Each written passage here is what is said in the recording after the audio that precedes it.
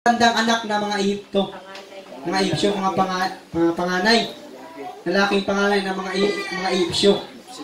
So kung hindi nilalagyan yung pintuan ng dugo ng nating karnero na sinabi na inutos ng ating mahal na Panginoon sa kanila, mamatay din ang kanilang mga anak.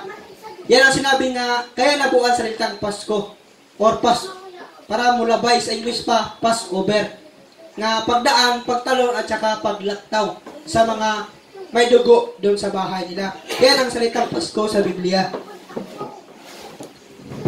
Nga ito ang piyesta na kailang gagawin ito sa buwan ng Nisan or March or April. Kanila itong ginagawa. Sa ika-14 hanggang sa 21 ng buwan ng Nisan, Pasko ng mga Israelites. Paano na sinelebrate ang Pasko? Number 1, sa verse 3 at saka 6 ng Exodo 12:3 hanggang 6. Salitain ninyo sa buong kapisanan ng Israel na inyong sabihin sa ika-10 araw ng buwang ito ay magsisikuha sila ng ganang kanila, bawat lalaki, ng isang kordero ayon sa mga sambahayan ng kanilang mga magulang, isang kordero sa bawat sambahayan. At kung ang sambahayan ay napakakaunti upang kumain ng isang kordero, ay siya nga at ang kaniyang malapit na kapitbahay ang magsalo-salo sa isa ayon sa bilang ng mga tao. Ayon sa bawat tao na kumakain, gagawin ninyo ang pagbilang sa kordero. Ang inyong korderong pipiliin ay yaong walang kapintasan, isang lalaki na 1 taon, inyong kukunin sa mga tupa o sa mga kambing. At inyong alagaan hanggang sa ika-14 na araw ng buwang ito, at papatayin ng buong kapulungan ng kapisanan ng Israel sa paglubog ng araw. Yan ang over ng Pasko sa Biblia, na nagpili sila ng isang lalaking karnero o sa Tagalog pa, kordero.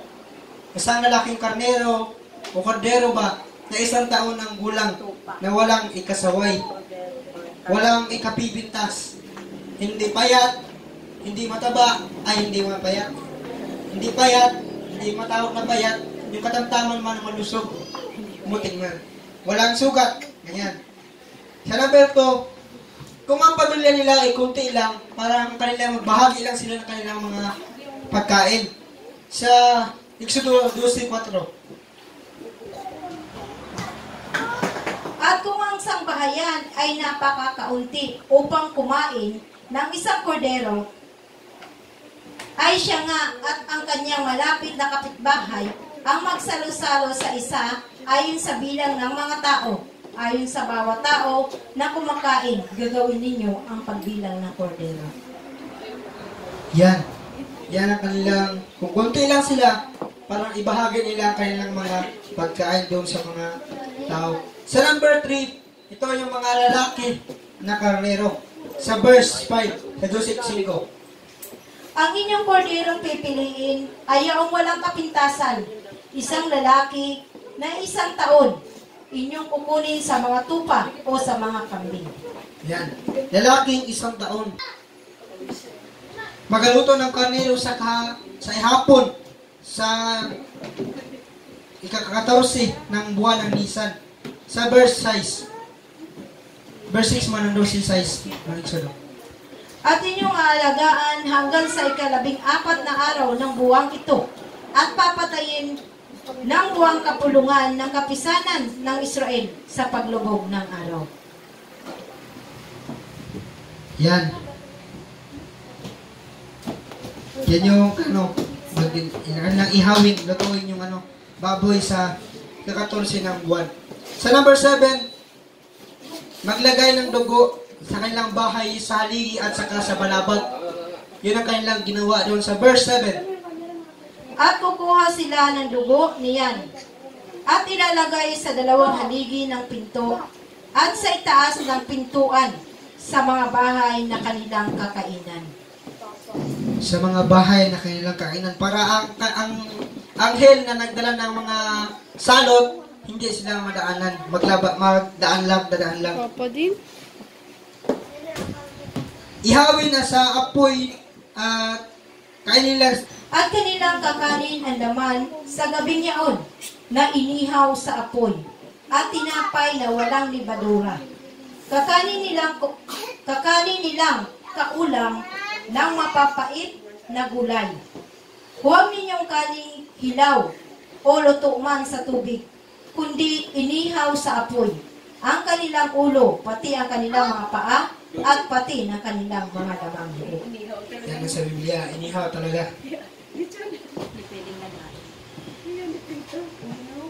Yan, binabawal din nila ang pagkain ng yung karnero na hilaw sa panahon ng kanilang paglabas bago sila maglabas sa Egypto. Sa versikulo 10. At huwag kayong magtitira ng anuman yaong hanggang sa kinaumagahan, kundi yaong matitira niyaon sa kinaumagahan ay inyong susunugin sa apoy. Kanilang mga baywang, yan ang kanilang ginagawa. Sa verse 11.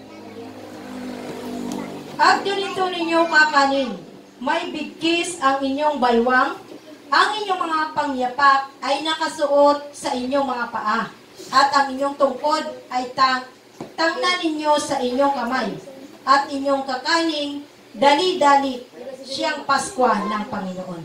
Yan siyang Pasko ng Panginoon. Kainin nila yon sa panahon ng gabi. Sa verse 8, 10 hanggang 18. Pero hindi natin basahin, kinahan naman to kanina. Ito ay gagawin nila nang walang katapusan. Sa verse 14. At ang araw na ito'y magiging sa inyo'y isang alaala, at inyong ipagdiriwang na pinakapista sa Panginoon. Sa buong panahon ng inyong lahi ay inyong ipagdiriwang na pinakapista na bilang tuntunin magpakailanman. Yan. Kailan gagawin nila ito sa loob ng 7 araw. Yung Pasko nila, gagawin nila yun sa loob ng 7 araw. Kailangan na walang mahanap na libadura. Yung sa tinapay pampalasa doon sa kanilang bahay. Pampalsa. Parang baking powder. Baking powder para sa asupan. Yung baking powder. Hangin. Kalumit kung sa hotcake pa. Yan, kalumit. Kalumit talaga. Hangin yung kailangan ng hangin. Talaga si kalumit. Yan, kailangan walang mahanap doon na paano ba yan? Hindi marunong magluto ng tinapay. Pampalsa. Hindi marunong magluto ng tinapay pa. Tinapay na walang libadura. Sa unang araw ay inyong ihihiwalay sa inyong mga bahay ang libadura, sapagkat sinumang kumain ng tinapay na may libadura mula sa unang araw hanggang sa 7 araw ay ihiwalay sa Israel ang taong yaon. Yan, ang taong yaon. Yan, magkakain sila ng tinapay na walang libadura sa loob ng 7 araw. Ang unang 7 na araw ay ang kanilang banal na araw para sa kanila at ang huling araw, ang 7. Ang 14 ng araw at saka 21 ng bulan ng buwan ng Nisan, yun ang banal sa kanila para sa kanila. Sa verse 16 ma. At sa unang araw ay magkakaroon kayo ng isang banal na pagkakatipon. At sa 7 araw man ay magkakaroon din kayo ng isang banal na pagkakatipon. Walang anumang gawa na gagawin sa mga araw na iyan, liban na yaong nararapat kanin ng bawat tao na siya lamang maaaring gawin ninyo. Yan. Wala ding mga taong mga bisita ang pwedeng magkain ng kanilang alay sa Pasko. Walang bisita na magkain ito. Bawal din kumain ng mga hindi tuli sa Biblia. Bawal din.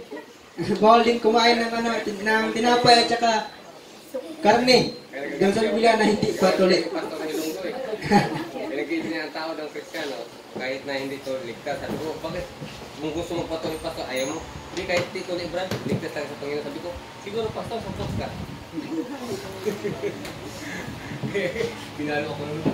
Pati buto kainin yun. Hindi. Bawal ang durugin. Pagluto at tag nila, karot. Karot na yun. Pagluto na ba, pakainin na. Karot na. Buo yung buo. Buo siguro, kaya natin. Hindi, yung laman ang kanilang kakainin, yung buto, para kung pwede bang ilibing, bawal ang durugin. Bawal lang durugin. Baka man din dito. Parang buo eh. Ang buong mga tao sa Israel magabantay ng ganitong panahon. Sa ika-14 ng buwan ng Nisan, sa hapon nila ito gagawin na gagawin nila ang lahat ng mga utos na yon.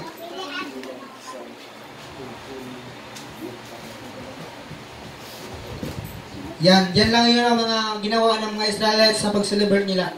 Sa number 9. Roman numeral 9.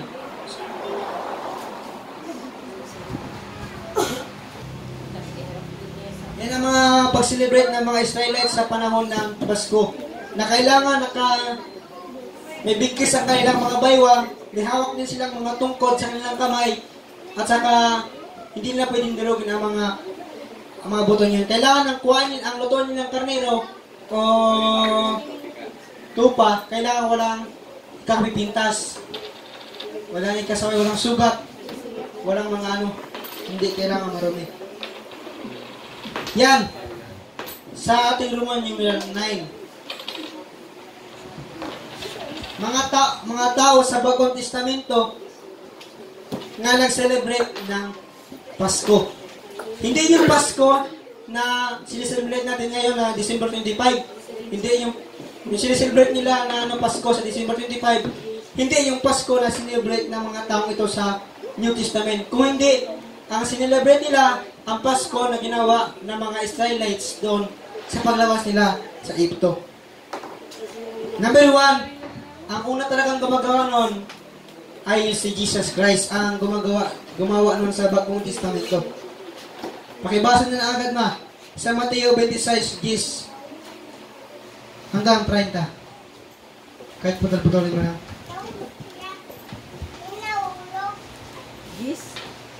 Yes, 30. Datapwat ng mahalata ito na Jesus ay sinabi sa kanila, "Bakit ninyo binabagabag ang babae? Sapagkat gumawa siya sa akin ng mabuting gawa. Sapagkat laging na nga sa inyo ang mga dukha. Datapwat ako'y hindi laging nasa inyo.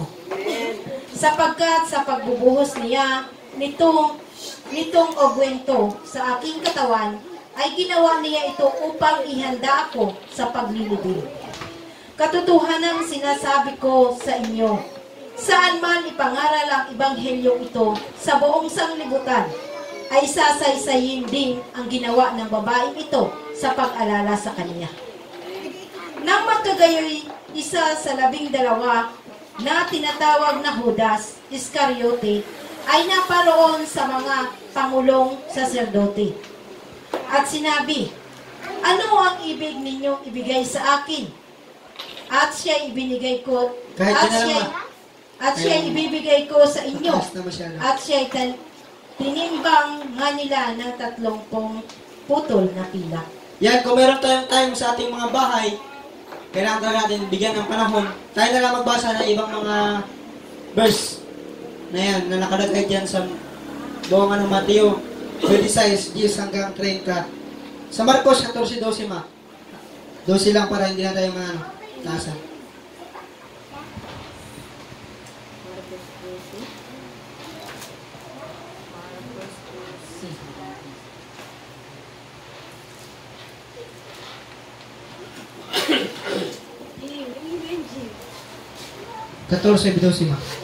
At ng unang araw ng mga tinapay na walang libadura ng kanilang inihain ang kordero ng Paskwa, ay sinabi sa kaniya ng kaniyang mga alagad, Saan mo ibig kaming magsiparoon at ipaghanda ka upang makakain ng kordero ng Pasko?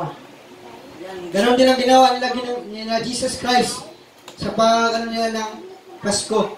Hindi rin sila, magkain din sila ng tinapay na walang libadura at saka magluto din sila ng ng nating karnero. Yan. At saka ang mga apostoles, ang 12 ka mga apostoles.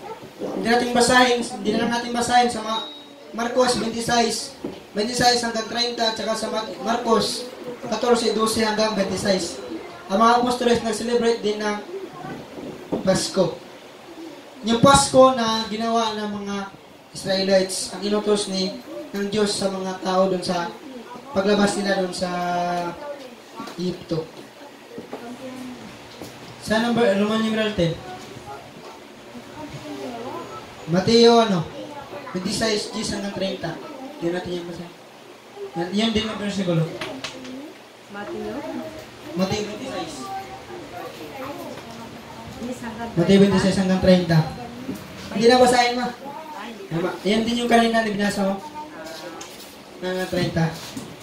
Yan na lang. Paano nila sinilibrate ng Pasko nila Jesus Christ at saka ang mga apostoles? Tayo na lang magbasa. Kaya kung basahin pa natin lahat ngayon, parang matatagalan talaga tayo. Kung tayo magbasa nito. Kung tayo basahin pa natin ngayon. Nasa natin kanina sa Exodo 12 hanggang doon sa unahan. Yun ang kanilang Sa Roman numeral 11, kaya yan, may tanong muna ako. Tayo mga Kristiyano, kailangan ba natin i-celebrate ang Pasko o Passover na ginawa ng mga tao, mga nila Jesus Christ? Yan, kay Ninang Tere. Kailangan pa ba natin i-celebrate na? Pwede pa natin i-celebrate ang Pasko